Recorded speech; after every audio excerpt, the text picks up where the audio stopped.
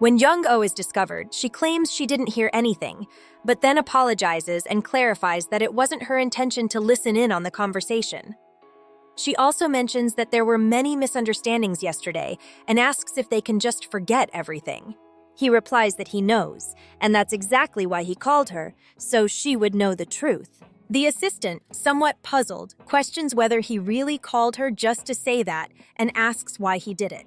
He answers by asking if it would have been better to let her keep believing the wrong idea and clarifies that he has no plans to get married yet. She understands what he means and deduces that he didn't call her for work reasons, but to clear up the misunderstanding from yesterday. Then she adds that if that's all, she will leave now since the misunderstanding has been resolved. She quickly leaves the room, leaving the director speechless. As Jung-oh returns to her desk, she wonders what is going on and whether all that talk about marriage was nothing but a lie orchestrated by Chae Eun-bi. When she arrives, her coworker asks if something happened and she replies, "No, it's nothing." However, he asks if that's the case, then why is she covering her mouth and whether she ate something in secret? She denies it and just thinks she's very surprised. She reflects that everything points to them pretending to date because of the rumors about what happened 4 years ago. Lee Eun-bi believed all this time that she would marry Ji-hyun just because he had no one else. But Jung-oh can't stop wondering if he only called her to clarify the truth. She confesses to herself that her heart is pounding because of everything that's happening. She feels the day when Yena meets that person is approaching fast, and that's why she feels this way. Meanwhile, Lee Eun-bi is at a clothing store. She thinks it's been 10 minutes since the agreed time and wonders why her mother-in-law hasn't arrived yet. She believes Jae-hyun has already told his mother the truth, but then the woman arrives. She apologizes for the delay and explains that the traffic was terrible. The girl replies that it's okay. They walk together, and the woman asks how work is going, whether it's too much, saying that she must be tired. Eun-bi replies that work is fine, but she's had issues with some people. She reveals that she has clashes with a coworker. The woman is surprised, and Eun-bi clarifies that the girl was actually her classmate in high school and was recently transferred as an assistant, but it seems she doesn't like her. The woman, astonished, asks how anyone could dislike her precious Eun-bi. But the young woman hints that maybe it's due to the difference in rank. She's a manager and the other girl is just an assistant. She also mentions that in high school, that girl had family problems and she tried to help her, though she believes that memory didn't end on good terms. Her mother-in-law suggests that it's probably just envy because of the hierarchical difference. However, Eun-bi continues speaking with disdain, revealing that the assistant comes from a family with divorced parents, and she claims it shows when someone comes from a home like that, because when they face problems, there's no proper adult to teach them right from wrong. The woman agrees, recalling that when Ji-hyun was little, she always taught him to be cautious of people from families with separated parents. That's why she always felt she could have good conversations with Eun-bi. That comment makes Eun-bi even happier. However, deep down, she thinks that Ji-hyun's mother really likes her, and she wonders how she could end her relationship with the director, especially now that Lee Jung-oh is lurking, waiting to take her place. That's something she'll never allow. Meanwhile, at Jung-oh's house, Yena tells her mom that Dobin is going camping with his family. Her mom, upon hearing this, asks if she also wants to go camping, but the girl says no and explains that she just mentioned it because she knows her mom is busy. Even on Saturday, she has to work. Still, her mom says that even though she's busy, they can go someday, just not in the summer because it's too hot.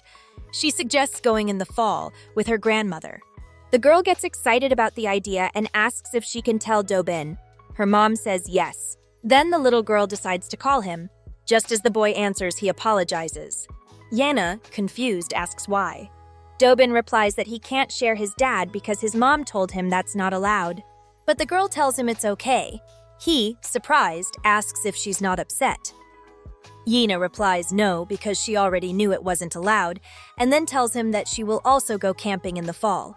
She also reminds him that she's going to his house on Monday and says goodbye. Jung-oh, curious, asks what that "it's okay" was about. Yena explains that Dobin had said he would share his dad with her, but that he can't. That surprises the woman, but her daughter defends herself, saying she never asked him to do that. At that moment, Jung-oh hears a notification and thinks the radio announcement is over. However, upon checking closely, she realizes there are only 4 proposals, and one is missing. That makes her think she'll have to resend the files from the office computer. Then she gets an idea and wonders if Ki-hoon went to work. She decides to call the office. When someone answers, Jung-oh asks if they could do her a favor, turn on her computer and urgently send a file to the studio. But just before she says the password, someone asks if she is assistant Lee Jung-oh. Recognizing the voice, she's surprised and asks why Jong Ji-hyun answered. She asks why the director is answering the office phone. He explains that no one else was there, so he picked up. He asks if something happened. She replies yes, that one of the necessary files for the Huim studio wasn't sent, so she needs to resend it as soon as possible. The director says he'll call her from his cell phone. Once connected by phone, Jung-oh starts giving him instructions. He says he's already at her desk and asks for the password. But she refuses to give it, saying she'll go personally and will be there in an hour. He reminds her that she said it was urgent and that he knows how to send emails. He asks her to just tell him what she needs and that he'll do it without issue. The truth is, Jung-oh doesn't want to reveal her password, as she considers it personal information that can't be shared. He questions how a work computer password could be so personal and reminds her that she was about to tell it to Song Ki-hoon. She stays silent for a few seconds, but Ji-hyun promises he'll forget the password as soon as she tells him. Finally, she agrees and dictates it. He sends the email right away, and Jung-oh thanks him. After the call, he reflects that once again, she is running away. He admits he doesn't want to brag, but he can't help feeling a bit disappointed. However, something doesn't add up. He has a sense of unease. He repeats the words she said earlier, and when he puts them together, he discovers that the password was Director Jong. He laughs when he realizes it and thinks humorously, "We'll meet again soon, Lee Jung-oh." The next day, Lee Jung-oh finishes her work for the day. She says goodbye to her colleague, wishing her a good weekend. However, on her way out, she sees the director, which makes her quickly run back to her workstation. There, she reflects that she thought she wouldn't run into him, since he wasn't at the meeting. Even so, she wonders if he had been in the office all that time. Then he approaches and calls her. For a few seconds, Jung-oh doesn't react, then she stands up with a smile and greets him. He asks if she has nothing to say to him, and she, curious, questions what that would be. The director mentions that the password was peculiar, and also notes that she tried to share it with Song Ki-hoon, but not with him. She replies that she didn't want to share it because she was already grateful. He asks why she would be so grateful to him, and Jung-oh answers that it's for many things, especially the help he gave her. He says that if that's the case, the least she could do is invite him to a meal. The assistant agrees and tells him to enjoy his food, adding that when he finishes, she'll go pay. But he clarifies that he didn't mean that. He asks her to stop joking because what he really wants is for them to have dinner together. Upon hearing that, Jung-oh tells him that she had already planned to have dinner with her mother, which is why she was leaving early. The director then tells her he'll take her home, but she thinks he would accompany her to where her mother and Yena are. She mentally wonders what would happen if he met Yena. She reflects that she must do something and can't refuse his offer to drive her. She believes the best option is to get off a bit before reaching her home. Already in the car, the director asks if she lives alone with her mother. Jung-oh confirms but thinks she can't mention Yena. The man also asks if it's not uncomfortable to live together, but she replies no, because her mother is her best friend. Then she asks if he and his mother get along, to which Ji-hyun responds that they haven't lived together in a long time. The assistant asks if the idea of living with his mother is uncomfortable for him, and he answers that he likes being alone. Even so, Jung-oh brings up the topic of his relationship with his mother again. She also asks if, by any chance, he likes her mother. Ji-hyun responds that he respects her in many ways. That makes Jung-oh think that maybe he doesn't get along well with his mother. Then he asks where he should go, and she asks him to stop at a small shop. She asks him to wait a moment and promises to come back soon. She starts looking for something until she finds some fruit. She returns to the director and tells him she will walk from there to her house, since it's nearby. She thanks him for accompanying her and, as a sign of gratitude, gives him some tangerines, asking him to eat them when he gets hungry. As she gives them to him, she remembers that there was a time when, even if they didn't see each other every day, being apart from him made her sad. That's why she used to put snacks in his pocket often. She mentally wishes that he remembers it. Young-oh tells him that she's good at giving advice and that if he ever has a difficult problem or just wants to talk to someone, she can listen. She can be his friend. But deep down, Young-oh is slowly building her confidence, and one day he will be the friend she can tell the truth to. She also adds that maybe it bothers him that she's younger or that she's his subordinate, but she assures him that having a friendship with someone young can make one feel rejuvenated. Ji-hyun asks if their age difference is a reason for him to feel so old. Jung-oh says no, since they're only 3 years apart. Upon hearing that, he says that she knows his age. The assistant replies that the team leader told her.